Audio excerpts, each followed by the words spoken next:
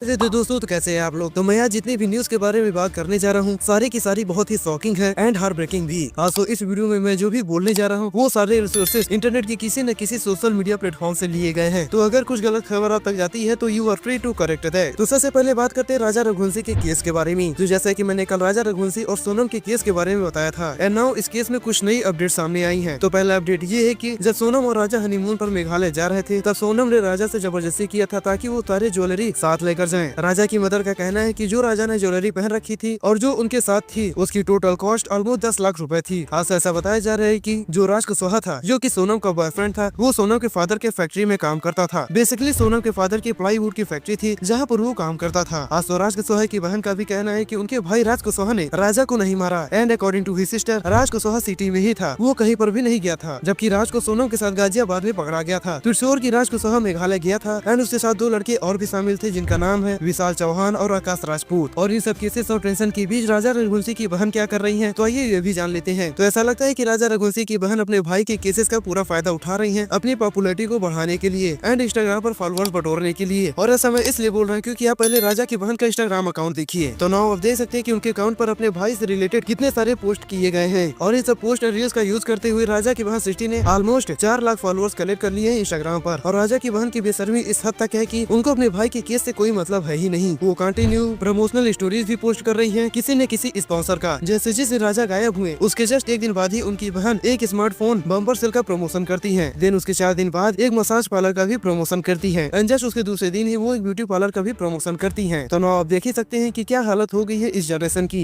एक तरफ भाई के चले जाने से माँ का रोना बंद नहीं हो रहा है और दूसरी तरफ बहन है कि भाई का यूज करके स्पॉन्सर पे स्पॉन्सर कर रही है पैसे छापने के लिए। तो इतना सब देखने के बाद मेरा सवाल फिर से वही है कि आखिर ये जनरेशन चाहती क्या है। एंड अगर आप लोगों को लग रहा होगा कि ऐसे केसेस तो कभी कभार ही होते रहते हैं, तो मैं आपको बता दूं कि ऐसा नहीं है। अब लोगों को क्या चाहिए लोगों को खुद ही नहीं मालूम है, जिसकी वजह से किसी न किसी इनोसेंट की जान चली जा रही है। जैसे ये गाजियाबाद का केस देखिए जहाँ पर मंजीत मिश्रा जो कि एक बैंकर थे उनको गोली मार दिया जाता है। और गोली मरवाता कौन है? उनकी वाइफ एंड उनका साला जिसका नाम है मेघा राठौर एंड सचिन राठौर। और मेघा ऐसा इसलिए करती है क्योंकि उनका अफेयर कहीं और था और वो मंजीत पर फास्ट केसेस लगाकर 3 करोड़ एलिमनी की मांग कर रही थी जिसको मंजीत नहीं दे पा रहे थे एंड रिजल्ट अपनी जान गंवानी पड़ी। एंड आपको बता दूं कि ऐसे बस 2 केसेस नहीं है, ऐसे हजारों केसेस आ रहे हैं जिसकी वजह से कुछ लोग अब लड़कियों को टारगेट करना स्टार्ट कर दिए हैं। जैसे कुछ लोग लिखते हैं कि स्त्रियां आजाद हुई तो पता चला कि समाज ने इन्हें घरों में क्यों रखता था। तो आखिर ये बात कहाँ तक सही है और कहाँ तक नहीं, कमेंट सेक्शन में बताइएगा जरूर। एंड इसी बीच एक वीडियो वायरल हो रही है जिसमें एक पर्सन ये बता रहा है कि इन सब केसेस को कैसे कम किया जा सकता है। तो वो वीडियो आप देख सकते हैं एंड अपना ओपिनियन शेयर जरूर करिएगा। अपने पति को ऊपर पहुंचा दिया, अब बहुत ज्यादा हो गया, इसलिए हर लड़के को मैं एक बात बोलना चाहूंगा, कान खुलकर सुन लो रे।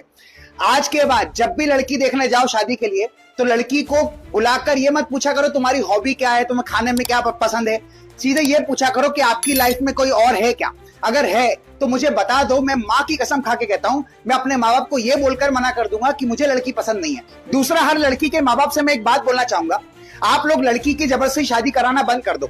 जब लड़की को संभालने का वक्त होता है तब तुमसे संभाला नहीं जाता और एंड टाइम पर उसको डरा कर धमका कर उसकी जबरदस्ती शादी करते हो और भुगतना पड़ता बेचारे ऐसे लड़कों को। तो ये नेक्स्ट बात करते हैं मुंबई की जान कही जाने वाली पैसेंजर ट्रेन के बारे में। तो आप लोगों ने कहीं न कहीं सुना होगा कि मुंबई की जान है लोकल, जहाँ पर लाखों सपने बुने जाते हैं जो कि पूरे भी होते हैं और लाखों सपने ऐसे होते हैं जो कि बस सपने ही रह जाते हैं। तो इसलिए हुआ कुछ ऐसा कि मुंबई लोकल में लोगों की इतनी ज्यादा भीड़ थी कि ट्रेन चलने के बाद अचानक से लोग गिरना स्टार्ट हो जाते हैं। एंड इस एक्सीडेंट नहीं लापरवाही में 5 लोगों की जान चली जाती है एंड कई सारे लोग घायल भी हो जाते हैं। तो इसमें लापरवाही किसकी है या किसकी नहीं आप अच्छे से समझ सकते हैं। बट आप पहले एक नजारा देखिए मुंबई लोकल का जो कि डेली का ही रूटीन है।